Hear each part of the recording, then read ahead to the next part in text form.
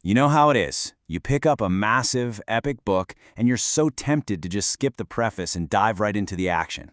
Well, with Ferdowsi's Shahnameh, the Book of Kings, that would be a huge mistake. The opening pages, they aren't just a warm-up. They're the philosophical and cosmological blueprint for the entire 60,000-verse world he's about to build. So let's take a look at what makes this opening so incredibly powerful. It all kicks off with this single, absolutely iconic line. In the name of the Lord of life and wisdom.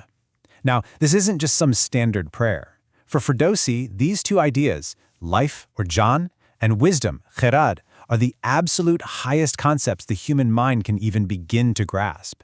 Everything, and I mean everything that follows, is built on this one foundation. And that's exactly it. Think of this preface as the rulebook for the universe he's creating. It tells us who God is, how the world was made, what our place is in it, and what tools we have to navigate this whole thing. It's basically the operating system for the entire epic. Okay, so the foundation of that entire operating system rests on those two pillars Ferdowsi gives us in the very first verse, life and wisdom. In his world, you really can't have one without the other. They are this fundamental pair that shapes everything that's about to happen. But when Ferdowsi talks about khirad, or wisdom, he means so much more than just being smart. For him, wisdom is the active guardian of life. It's the inner eye of the soul. In fact, you'll see this all through the Shahnameh. Wherever John or life is mentioned, you can bet that khirad, wisdom, is right there protecting it. From there, Ferdowsi uses his concept of wisdom to define God. And in doing so, he wades right into a major theological debate of his time. He sides with the Muʿtazilite view, stating unequivocally that the Creator cannot be seen with physical eyes. What's truly remarkable is that scholars point out he never once contradicts this view through all 60,000 verses. Talk about consistency. And this leads to this beautiful paradox right at the heart of the epic. Ferdowsi champions wisdom as humanity's greatest gift, our greatest tool, and then he immediately uses that exact same tool to declare its own limits. He basically says our wisdom is the only way we can even acknowledge God's existence, but it is completely powerless to ever understand God's true nature. It's an incredible statement of intellectual humility right at the start of his masterpiece. So once he's laid down these philosophical laws, Ferdowsi becomes a kind of cosmic architect. He then builds the entire universe for us, step by step, all based on the science of his time. And it's this beautifully logical progression. First, you get creation out of nothing, ex nihilo.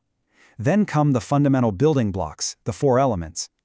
From there, he builds a geocentric cosmos, with the Earth right at the center. Life then shows up in stages. First plants, which are stuck in one place, then animals, which can move and feel, and finally, the pinnacle of it all, humanity, who he describes as the key that gives meaning to everything that came before. So what makes us so special? Ferdowsi tells us himself in this powerful verse. It's our upright posture, sure, like a tall cypress tree, but way more important, it's our capacity for good speech and wisdom. The ability to reason, to communicate, and to command through khirad. That's what separates humanity from every other creature and makes us the masters of this world. Okay, so the cosmic stage is set. And now Ferdowsi does something really fascinating. He pulls back the curtain and tells us the story of how the book itself actually came to be. See, this isn't just an epic poem, it's a massive work of historical preservation, and he wants us to know exactly where he got his material. He lays out the whole dramatic history. He starts with an ancient prose collection, which was the foundation.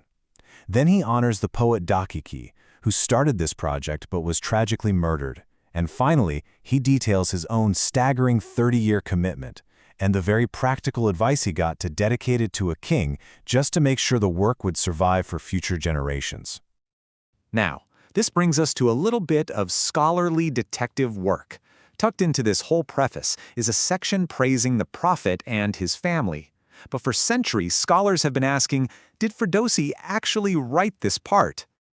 Well, the evidence against these verses is pretty compelling. When you put them side by side with Ferdowsi's typical style, the differences are just stark. His tone is almost always measured, epic. This section is aggressive. His vocabulary is famously pure Persian, this part is loaded with Arabic. But maybe the biggest clue. Ferdowsi almost never directly curses his characters, yet these verses have insults like calling opponents fatherless. It doesn't sound like him at all. But really, whether that section is authentic or not, What's truly amazing is how modern Ferdowsi's whole process feels. He cites his sources, he acknowledges the work that came before him, and he even thanks a friend for helping him get the materials. It's like you're reading the methodology section of a 1,000-year-old research paper.